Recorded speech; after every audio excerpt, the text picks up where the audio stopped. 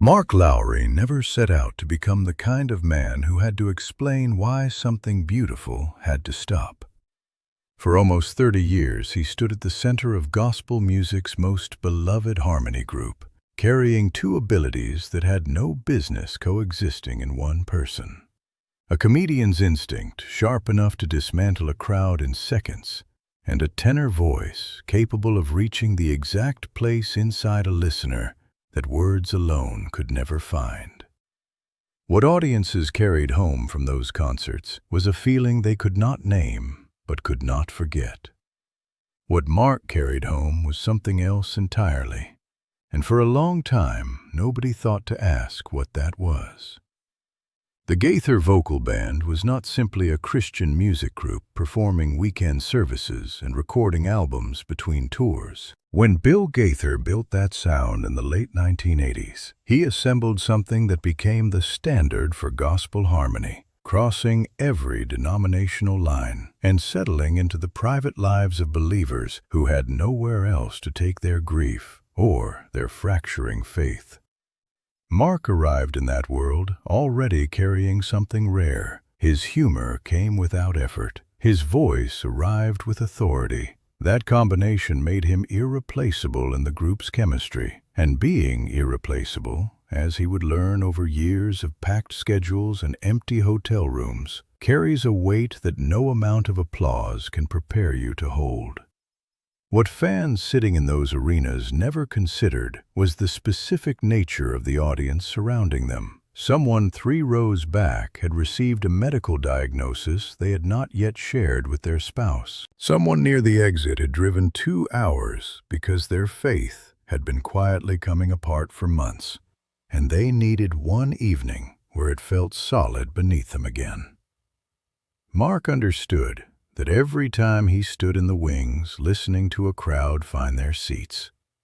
Out there were people who had spent money they could not easily afford because the music represented something they absolutely could not afford to lose. That understanding followed him onto the tour bus, into the next city, and into the hotel room where he lay awake at 2 in the morning, wondering what his actual life looked like from the outside. The touring pace inside the Gaither world was something the homecoming recordings never communicated honestly.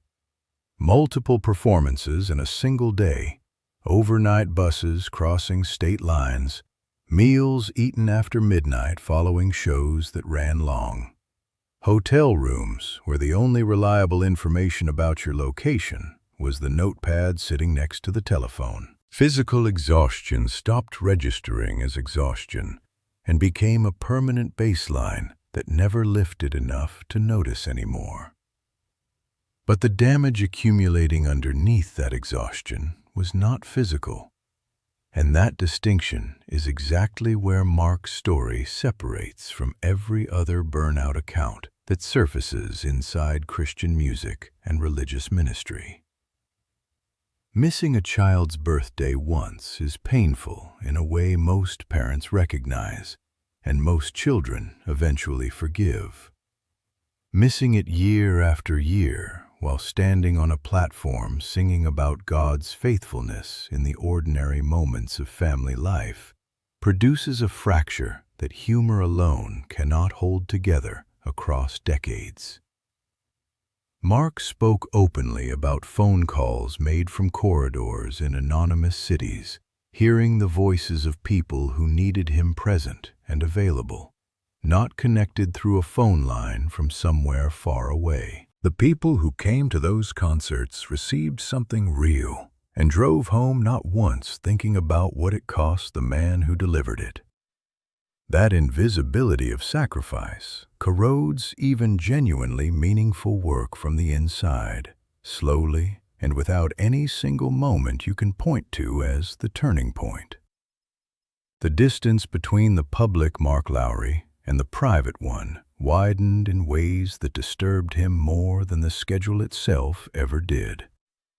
On stage, he remained sharp, always able to find the right moment for a line that collapsed the room into laughter before a lyric quietly broke something open in whoever needed it broken.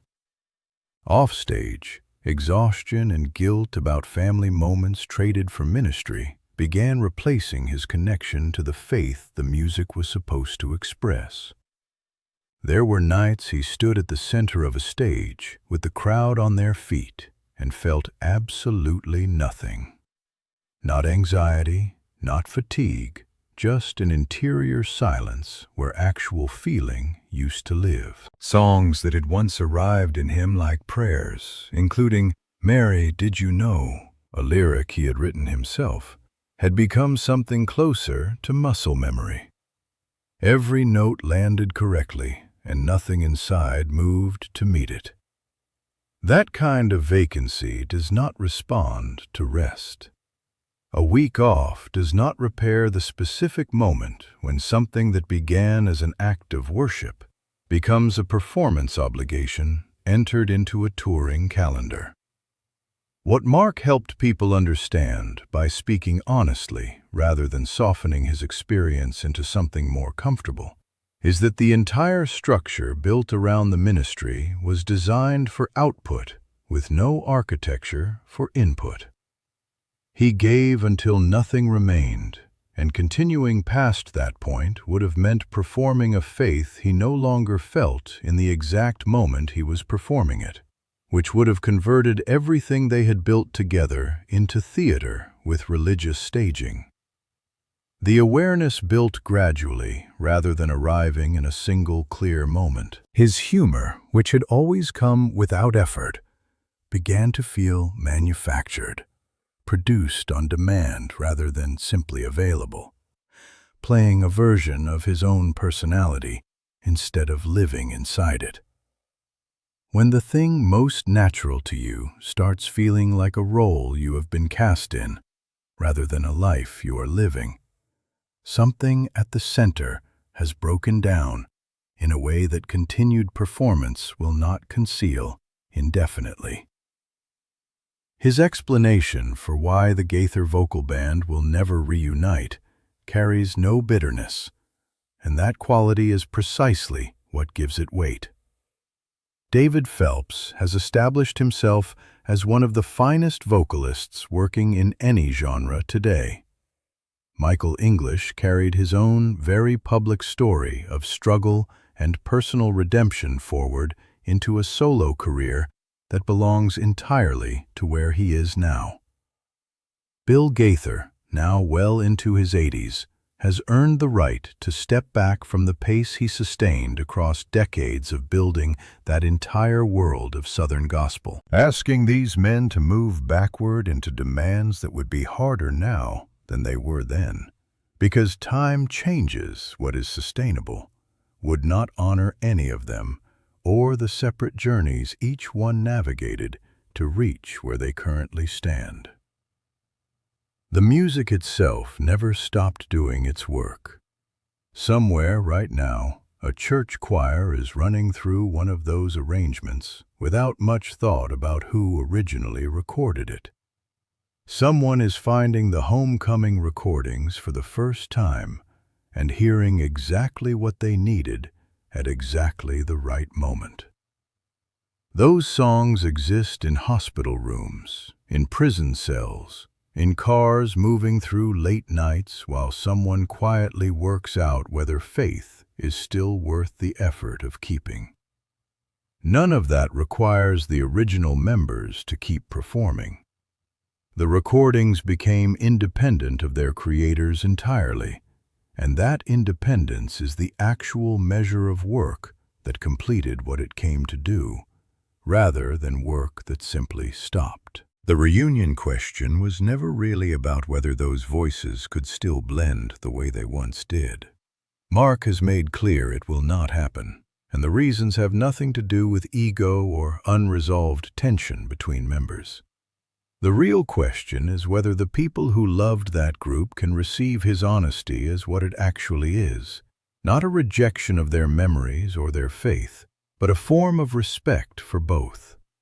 Accepting that something good has reached its natural end, that it finished what it came to do and does not need to continue in order to remain valuable, is a more honest form of love than demanding more simply because you miss what was there before. What opened after Mark stepped back from the consistent Gaither Vocal Band lineup made plain what becomes possible when someone chooses their actual life over the maintenance of a public image. His solo recordings gave him room to work on his own terms. His speaking work, where doubt and faith and the honest disorder of following God all receive space, connected with people in ways the earlier performances could not, precisely because he stopped pretending to have resolved things that remain genuinely open. There is more authority in a person willing to name their limits plainly than in someone who has built an entire identity around appearing not to have any.